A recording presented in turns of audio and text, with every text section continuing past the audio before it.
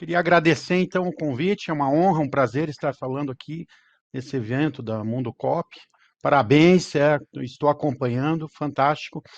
Eu preparei uma apresentação, então, para a gente falar um pouquinho do seguro rural para o público, conhecer um pouco mais o que está sendo feito no governo. Acho que a gente já pode começar com a apresentação, então.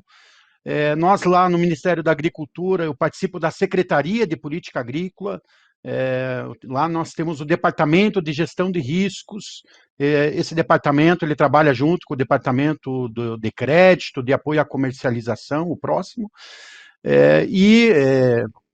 Lá nós temos, então, os nossos programas, e o programa Agrogestão Integrada de Riscos é um projeto patrocinado pela ministra Tereza Cristina, em que um dos principais projetos lá é a promoção do seguro rural, mas nós também temos lá a modernização do zoneamento agrícola.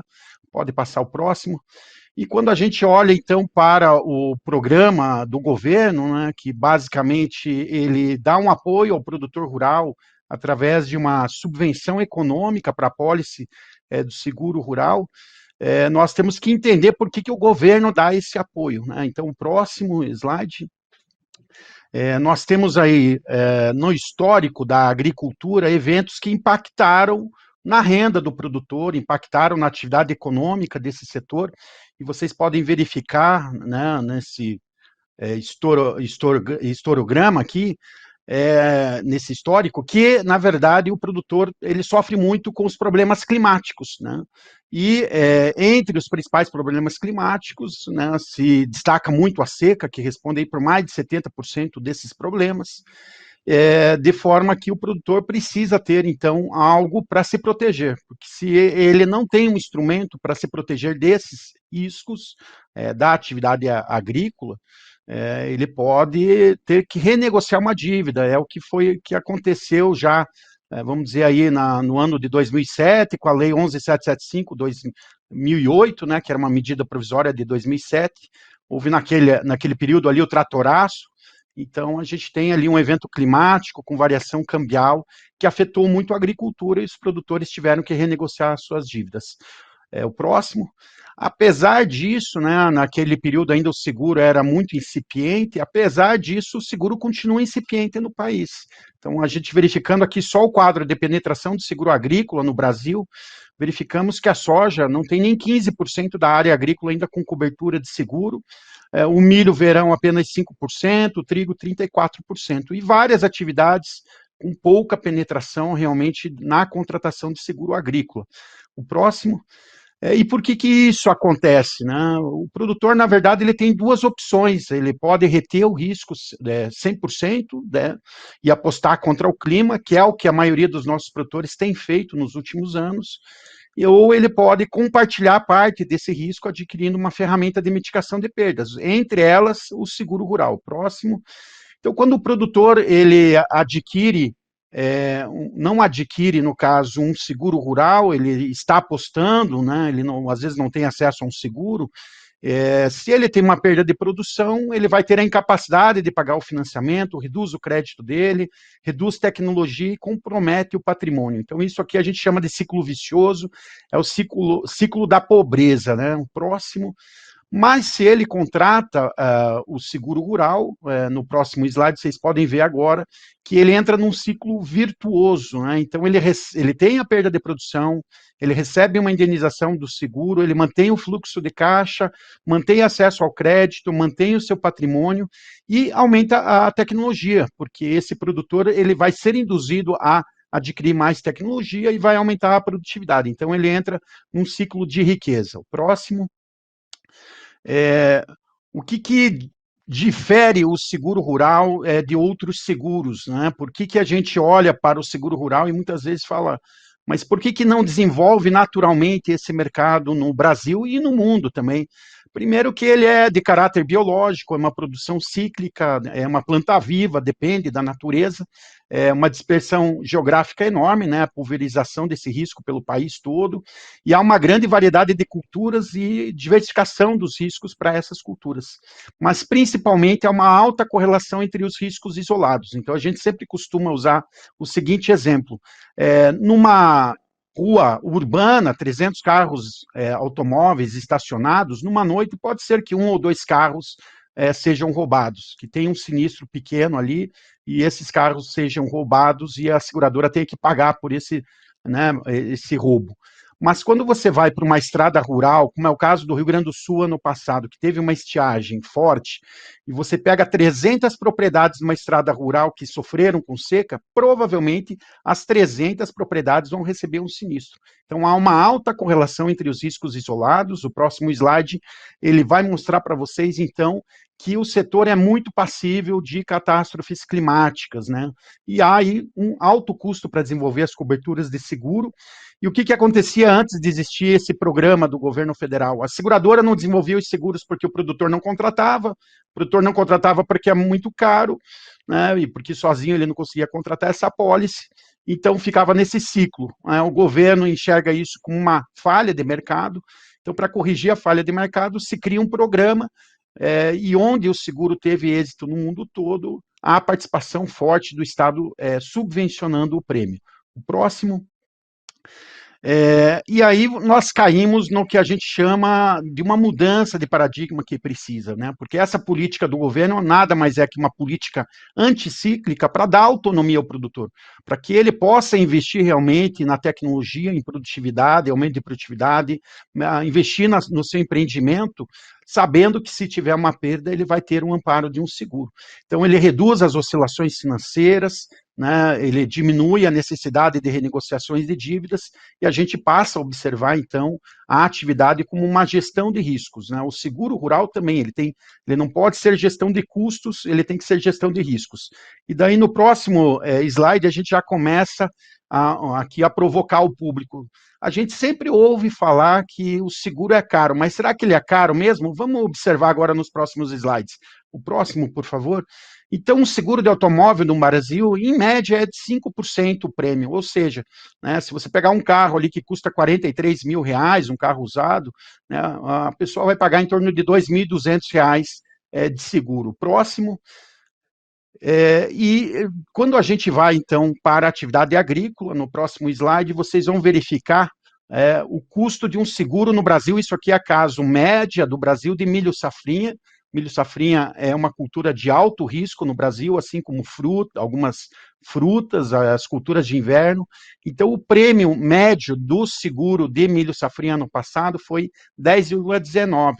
Então, o produtor que segurou aí R$ 300 mil, ele pagaria um prêmio bruto de 30.570, mas quando você tem a subvenção federal de 40%, esse prêmio líquido que o produtor paga vem para 18.300 e é 6,11% de prêmio para ele pagar, prêmio líquido. Então, quando a gente compara com o adicional do Proagro, a gente verifica que, geralmente, esse seguro fica mais barato até que o Proagro, que é mais focado aí na agricultura familiar do Pronaf. No próximo slide, então, a gente faz aí a comparação do seguro de carro com o seguro de uma cultura de alto risco no Brasil. Né? Então, o prêmio líquido com a subvenção 6,11, um carro 5,22. Isso aqui vale para algumas frutas, vale para outras culturas de inverno de alto risco. E aí ainda temos programas que complementam o federal, como a subvenção de São Paulo, que paga praticamente 1/3 do prêmio ao produtor, o Paraná, que paga 20% do prêmio, então reduzindo ainda mais o custo desse seguro. E aí, no próximo slide, eu quero fazer uma pergunta aos produtores, que é exatamente se ele entende esse custo-benefício do seguro. Vamos fazer um raciocínio aqui do milho safrinha, mas isso vale para qualquer cultura. Né? O prêmio ele sempre vai precificar o risco daquela atividade naquela região daquele produtor. Então, pegando esse exemplo aqui do milho safrinha, se a gente olhar no longo prazo, o que acontece? Se o produtor contratar seguro todos os anos, ao longo de 16 anos, ele vai ter pago o equivalente a uma safra assegurada para os serviços de seguro rural. Então, ele, durante 16 anos, pagou seguro e foi equivalente a uma safra assegurada dele. E a pergunta que a gente faz aos produtores sempre é essa: olhando no longo prazo, nesses 16 anos, quanto teve de perda acima de 30% por adversidade climática? Certamente foi muito maior do que uma safra. Se nós pegarmos Paraná, Mato Grosso do Sul, várias regiões que plantam o milho safrinha, mas isso vale também para outras atividades em que esse cálculo de custo-benefício fica em algumas atividades em 15 anos, em outras 20 anos, em que você soma e verifica que realmente vale a pena contratar o seguro rural. Próximo. Então, aqui, qual que é a consequência se o produtor não contrata um seguro rural, né? Se ele está apostando, né, contra o clima.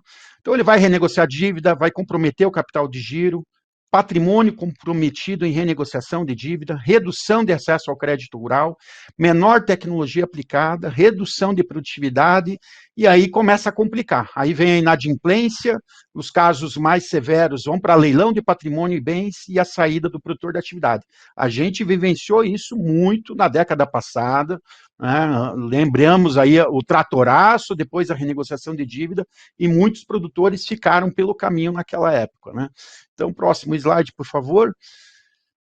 E aí a importância, então, do PSR. Né? Esse programa, ele tem a gestão lá no Ministério da Agricultura, mas nós fazemos as decisões num comitê gestor formado pela SUSEP, que é o órgão que regulamenta o mercado de seguros no país, e também pelo Ministério da Economia. Né? O programa, ele tem uma lei de 2003, mas ele começou a ser operacional, realmente, a iniciar a contratação de apólices com seguradoras no ano de 2006. O próximo. E aqui é importante a gente entender, então, as premissas do seguro rural, que muitas vezes esse segurez o produtor não entende, e a gente precisa, então, esclarecer. O seguro rural é um instrumento de transferência de parte do risco. Por que parte do risco? Não se cobre 100%, né? Sempre há uma franquia, assim como no automóvel, então é deduzido algum valor, né? A cobertura é apenas para riscos aleatórios, né? Então aquilo que ocorre todo ano não é risco, é uma certeza que vai acontecer. Então ele não pode entrar como risco. A taxa de prêmio ela deve refletir sempre o risco do objeto segurado, que é aquilo que eu falei, vai refletir o risco da cultura naquele município, daquele produtor, e aí é feito um cálculo atuarial para calcular exatamente a taxa de prêmio específica daquele seguro.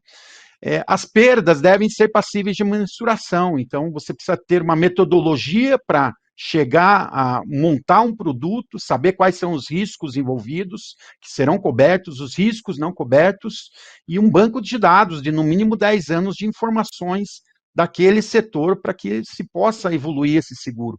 Então, aqui mais algo importante, uma questão importante para desenvolver os seguros no Brasil e no mundo. E muito importante entender o princípio do mutualismo. O seguro rural, ele parte de um conceito cooperativista, né, de mutualismo. É a reunião de um grupo de pessoas que tem interesses seguráveis comuns, né, e que vão formar essa massa econômica e para suprir, num determinado momento, as suas necessidades, né, para contratar um seguro. Então, isso é muito importante, não há milagre no seguro rural. Então, aquele preço que é cobrado, né, a taxa do prêmio que é cobrada do produtor, ela depende desse mutualismo. Tudo que é arrecadado pela seguradora vai como se fosse para um fundo de mutualismo e parte disso retorna ao produtor em pagamento de indenização. O próximo slide, por favor. E aqui nós temos daí uma diferenciação. Os seguros rurais no Brasil, eles são formados por 8 segmentos, sendo que 4 deles não são subvencionáveis, e aqueles que são subvencionáveis são os seguros de produção agrícola, pecuário, floresta e aquícola. São mais de 60 atividades e culturas no Brasil. Próximo. E isso é importante vocês entenderem, porque há seguros como o seguro de vida do produtor, seguro patrimonial, que não estão na lei do seguro e que eles não podem, então, ser subvencionados. Né? Então, a diretriz do nosso programa de seguro rural no Brasil é promover essa massificação do seguro, trazer estabilidade de renda agropecuária, induzir o uso de tecnologia. Né? É bom lembrar aqui que no seguro, assim como no Proagro, é obrigatório o produtor seguir a recomendação do zoneamento agrícola, reduzir o custo de aquisição do seguro, o prêmio, então a subvenção ela varia geralmente de 20% a 40%, expandir, obviamente, a área agrícola e aumentar o número de usuários do seguro rural. Próximo. Como que funciona esse programa? Na verdade, hoje o produtor, ele que tem acesso à subvenção, conforme a lei, ele escolhe, através de um corretor, o seguro, a seguradora, o tipo de produto que ele quer contratar. Essa seguradora, então, encaminha para o Ministério da Agricultura as propostas e, verificado que esse produtor não tem dívida ativa da União, que o cadastro dele está ok, é concedido lá dentro dos limites financeiros a subvenção econômica ao produtor. Próximo. E aqui a tabela atual. Essa tabela, ela deve mudar. Agora nós vamos discutir o plano trienal, deve sair até o próximo mês. Mas essa é a tabela vigente para 2021, em que é separado daí as modalidades de seguro por grupo de atividades e tem os percentuais de subvenção. Então a subvenção ela varia de 20 a 40% e para cada modalidade também há um limite anual por CPF.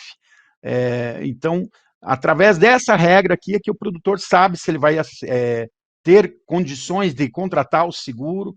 Como eu falei, são mais de 60 atividades. Então, a soja hoje é a que tem o percentual menor de subvenção de 20% do prêmio, mas quando a gente vai para a maioria das atividades, grãos de inverno, frutas, florestas, pecuário e aquícola, com 40%. Próximo. E, ao longo do tempo, o Ministério também tem buscado novas seguradoras nesse mercado. Então, hoje nós temos 14 companhias seguradoras atuando, até o ano de 2018 eram 11, e temos mais algumas seguradoras sondando para entrar nesse mercado. O próximo slide, por favor. E para divulgar, disseminar, então, esse programa, nós temos um aplicativo onde o produtor acessa de forma consultiva informações sobre as seguradoras, ele pode fazer uma simulação de contratação de seguro de forma consultiva também, e verificar as seguradoras para aquele produto que ele quer contratar no seu município que atuam ali. Então, as seguradoras colocam, alimentam esse aplicativo com informações de contatos, e a gente tem muita informação, dicas de seguro para o produtor nesse aplicativo. Próximo. É bom lembrar, então, que é o produtor que escolhe corretor, eu quero reafirmar isso, ele escolhe a seguradora, o produto e a cobertura de seguro rural. Então, é o produtor que acessa a subvenção já hoje, as seguradoras habilitadas no programa são meras intermediárias desse pagamento de subvenção, elas dão o desconto ao produtor, assim como o corretor faz o serviço de consultoria para comercializar essa apólice. Isso é muito importante, porque até 2014, realmente, a subvenção ela fazia outros caminhos, esse modelo mudou, e hoje é o produtor que acessa a subvenção nas seguradoras. O próximo. E aqui o histórico do programa, um grande problema nosso é que esse é um programa com recurso discricionário, e esse recurso, ele depende de aprovação do Congresso. Nesse momento, a gente tem boa parte do recurso sendo discutido num projeto de lei no Congresso, mas nos últimos 3 anos, vocês podem verificar que houve um avanço muito grande, a gente atingiu aí quase 20% praticamente da área plantada agrícola do país, 13,7 milhões de hectares, né, mais de 193 mil apólices, o próximo, e capitais segurados aí em torno de, no próximo slide agora, vocês vão ver, de 45,7 bilhões. Né? Então, o governo aplicou 881 milhões, o dobro do valor de 2019, em 2020, para esse ano de 2021, a previsão ainda depende de aprovação do Congresso, depende do ano, né, se vai ter contingenciamento desse recurso ou não, mas para 2021 está previsto aí 976 milhões de reais no programa. O próximo. Esse é o resultado dos últimos 3 anos, o salto que deu na gestão da ministra Tereza Cristina. Vocês podem verificar que está muito concentrado ainda em soja, milho segunda safra, trigo, milho primeira safra, e a gente tem entre as frutas aí o uva e principalmente maçã, mas ainda muito concentrado o programa na região sul, sudeste e também em algumas atividades. O próximo. Então, aqui é o salto que o programa deu nesses 2 anos de gestão. Obviamente, o que alavancou foi um trabalho das seguradoras, a demanda reprimida do produtor, mas também o fomento que o governo deu com a subvenção. O próximo. E aqui o ranking, então, dos estados. Né? Nós temos aí os 10 principais estados, vocês verificam que Norte e Nordeste né, apenas com Tocantins e Bahia, mais focado aí na região sul, sudeste, e alguns estados da região centro-oeste começam a aparecer agora no ranking, o próximo. Então, para dispersar um pouquinho mais, né, para que esse recurso chegue em mais regiões, nós aplicamos nos últimos anos recursos exclusivos para incentivar a contratação de apólice de seguro de grãos na região norte e nordeste, nos últimos 2 anos. Isso foi um pedido da ministra Tereza Cristina. O próximo, então, a gente vê os resultados que a gente teve nesses 2 anos nessas regiões, né? Então, em 2018, não representava menos, aí, em torno de 1% do programa apenas. Agora a gente já começa a ter uma maior contratação, mas ainda muito aquém, né, do potencial da região norte e nordeste. No próximo slide, então, vocês vão ver outra política, um projeto piloto que nós fizemos para os produtores de Pronaf. Então, aqui as instituições financeiras, cooperativas de crédito, os bancos comerciais puderam participar, em que o produtor ele contratava aqui ou o Proagro Mais ou o seguro. E foi dado condições excepcionais aqui, uma subvenção maior para o seguro de milho e soja, 55%, para frutas uma subvenção de 60%, e também níveis de cobertura melhores, né? Então, o produtor teve acesso a essa subvenção, e agora, nesse próximo slide, vocês vão ver o resultado disso, é que em torno de mais de 10 mil produtores, na verdade, 10.201 produtores, eles escolheram o seguro rural, mostrando que é possível levar o seguro para o público do Pronaf, com produtos com boas coberturas, em que o produtor pode escolher a cobertura diferente lá do Proagro, que é um produto mais, vamos dizer, padronizado, e muitos desses produtores que contrataram o milho primeira safra no Rio Grande do Sul, em torno de 1/3 deles acabaram tendo sinistro e já receberam suas indenizações. O próximo. E o projeto nosso, né, de alavancar o número de produtores nesse programa é facilmente entendido agora quando a gente olha esse perfil do beneficiário. Então, ano passado, com mais recursos no programa, 34% dos produtores que contrataram seguro rural e tiveram acesso à subvenção nunca tinham acessado o PSR, o programa.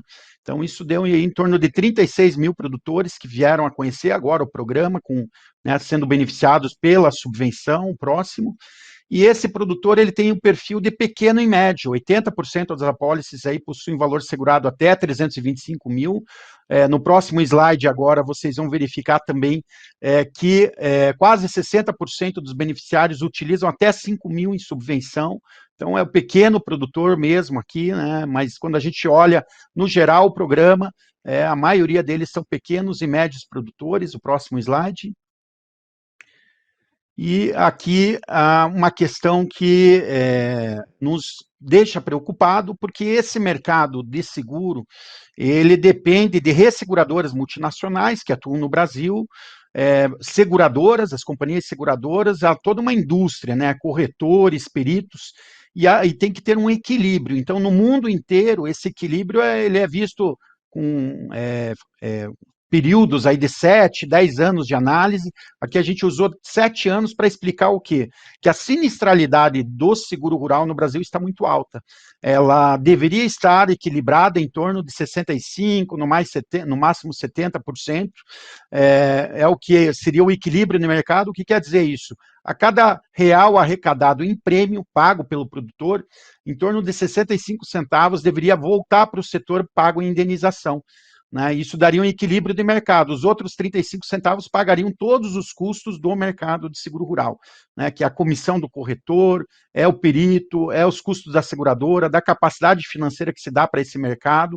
Então, hoje, nós vemos que há uma alta sinistralidade no Brasil. Os 3 últimos anos, a gente, apesar de safras recordes, teve problemas, né, como o do Rio Grande do Sul, no ano passado, o próximo.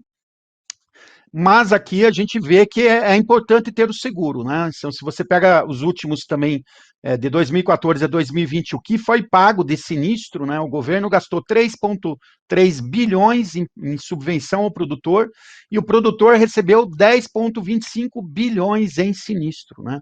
Então, se não tivesse esse instrumento do seguro, esse acumulado de 10,5 bilhões aqui, com certeza poderia virar um outro tratoraço, né? O produtor ia pedir renegociação, enfim, estaríamos numa situação muito complicada no país, caso não tivesse, né, sido desenvolvido o seguro nesses últimos anos. O próximo. E por que pagou tanto sinistro? Os produtos melhoraram muito. Se vocês pegarem os produtos dos últimos 10 anos, e aqui um caso da evolução da cobertura da soja em Goiás, a gente verifica que tanto o nível de cobertura, que ele era de 55% em média lá em 2011, né? Então aqui em 2011, mais de 60% das apólices tinham um nível de cobertura muito baixo na soja aqui em Goiás, né? Hoje a gente verifica aí que os níveis de cobertura são de 70% para cima, na sua maioria, o que traz aí também uma produtividade garantida maior ao produtor, e isso fez, como vocês vão ver no próximo slide, com que as seguradoras pagassem mais indenização, como tinha mostrado, mas, ao mesmo tempo, a taxa média das principais culturas ela se manteve ou caiu. Praticamente todas elas, né, tiveram alguma redução ao longo dos anos, apesar do maior pagamento de indenizações ao longo do tempo. O próximo slide, por favor. E aí está aqui o benefício, 2,5 bilhões pagos em indenização aos produtores pelas companhias seguradoras. Ano passado, metade disso, praticamente, aí 44%, né, 1 bi, 120 milhões pagos aos produtores do Rio Grande do Sul. Imaginem se esses produtores do Rio Grande do Sul não tivessem esse acesso a a subvenção, acesso à indenização das seguradoras, em que situação estariam agora os produtores de grãos do Rio Grande do Sul, principalmente de soja e milho, que mais sofreu e que mais recebeu indenização. O próximo. Bom, a gente falou bastante aqui do programa, a gente não está só preocupado com a questão de orçamento, mas também a ministra tem uma preocupação com a qualidade dos produtos de seguro. Então, nós desenvolvemos um projeto chamado Monitor do Seguro Rural, são encontros como esse aqui, que a gente faz videoconferência, fizemos já de culturas de inverno, agora em junho vai ter pecuária de corte, para discutir a melhoria dos produtos de seguro rural, isso o Ministério sempre divulga em seu site. Então, as seguradoras se reúnem junto com entidades, técnicos e produtores para discutir a melhoria de seguros. O próximo slide vocês vão verificar que nós também estamos preocupados com a qualidade dos serviços, então, investindo aí no fomento, a capacitação. Começamos agora com os peritos, mas também os corretores e profissionais das seguradoras também vão fazer parte desse projeto, para que a gente tenha uma rede bem dimensionada, tanto de corretores especializados, quanto de peritos, atendendo com qualidade o nosso produtor. O próximo. Também trabalhando daí a disseminação da cultura do seguro rural, nós temos um guia lá no Ministério da Agricultura. O próximo. Esse guia mostra como funciona, né, todo o seguro rural. Nós temos os dados, todas as informações muito transparentes lá no Ministério, né, que dá para ver por produtor o que ele contratou de seguro, por município, por estado. Geramos relatórios estatísticos aí todo ano e tem toda a evolução aí desde o início do programa. Talvez seja o programa mais transparente de seguro rural no mundo, pelo menos é o que nos falam os outros países que vêm visitar e conhecer a experiência do Brasil. O próximo. E aqui, para reflexão, né? Então, a cada 200 milhões aplicados no programa de subvenção, isso gerou em 2020 3 milhões de hectares segurados, mais de 10 bilhões de capitais segurados dos agricultores, né? Então, é um efeito que alavanca realmente o seguro e traz, né, com certeza, um programa que, com R$1, a gente consegue fazer muito. O próximo slide, por favor. E aí, vocês vão verificar que a oportunidade para expansão ainda é muito grande. Eu mostrei esse slide no começo, né? Então, aqui só em seguro agrícola tem muito que desenvolver ainda. No próximo slide agora, vocês vão verificar que também para seguros de pecuária a contratação é muito baixa. A gente já tem seguro aquícola disponível, sem contratação, seguro para aves, para suínos, enfim, mas a contratação ainda é muito baixa. O próximo. E estamos também desenvolvendo agora uma cartilha para divulgar para as secretarias de agricultura, tanto estaduais e municipais, que é possível fazer fomento ao seguro, não só na União, mas também o estado do Paraná e São Paulo já fazem, alguns municípios de São Paulo, e a gente pretende que outros estados e municípios no Brasil venham também apoiar o produtor. Próximo. E só para terminar aqui, é importante que o produtor, né, sempre contrate esse seguro e observe o zoneamento agrícola. A gente está modernizando esse zoneamento, o próximo. Nós estamos trazendo aí o zoneamento para quem não conhece, ele abrange 44 culturas, ele indica lá a melhor época para o plantio do produtor, por cultivar, tipo de solo e município, né? A gente utiliza aí os 32 centros de pesquisa da Embrapa, essa pesquisa é feita pela Embrapa Informática Agropecuária lá em Campinas, né? Então, todo mês aí praticamente tem zoneamento sendo divulgado no Ministério, e esse trabalho ele economiza para a agricultura do Brasil quase 6 bilhões por ano. O próximo. O próximo também, por favor. Aqui para mostrar para vocês que existe também um aplicativo chamado Plantio Certo do Zoneamento Agrícola, onde que o produtor e os técnicos podem acessar essas informações de zoneamento. O próximo. E aqui o resultado, então, desses 3 últimos anos, né, dos programas nossos, do seguro, do zoneamento, o que foi feito, e também temos um programa que atende aí um fundo de catástrofe climática, chamado Garantia Safra, que atende mais o Norte e Nordeste, que está lá com o nosso departamento. Então, vocês podem ver a evolução né, que nós tivemos aí, principalmente no PSR e no zoneamento agrícola, onde a gente está aplicando muita pesquisa no zoneamento, ampliando recursos para o seguro rural, para que nossos produtores possam se proteger. O próximo. E temos daí muitos desafios aí, né, para esse ano de 2021. Aqui estão os contatos do Ministério da Agricultura, né, então os produtores, os cooperados, as cooperativas que quiserem entrar em contato com o nosso departamento, a gente atende, explica, né, faz aí o trabalho de disseminar a cultura, mas também de entender quais são as dificuldades em desenvolver o seguro nas regiões e em algumas atividades que ainda não, né, está incipiente o seguro. E para esse ano nós teremos muitas novidades aí a partir do mês de junho, que é um mês que vai aprovar o orçamento e que nós também vamos ter novas regras de subvenção para os plano trienal, que vai valer de 2022 a 2024. Então, queria agradecer a oportunidade de ter mostrado tudo isso que está sendo feito no seguro rural e estou à disposição. Obrigado. Pedro, eu tenho aqui uma pergunta. O Clodoaldo, ele é cooperado de uma grande cooperativa lá do Paraná. Como o cooperativismo pode ser um aliado na oferta do seguro rural? A questão do acesso ainda é uma das maiores dificuldades atualmente? O acesso ele foi uma grande dificuldade ao longo de todo o programa. Nós verificamos que ao longo do programa, até 2014, a subvenção atendia a demanda que existia, mas em 2014 nós tivemos o ápice do programa, foi aplicado ali quase 700 milhões de reais, e entre 2015 e 2018 estagnou esse recurso.